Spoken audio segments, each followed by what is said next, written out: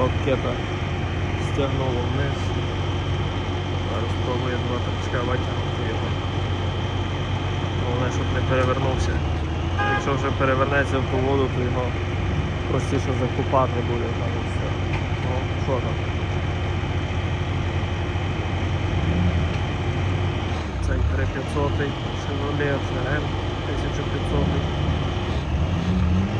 Нічого не можуть зробити.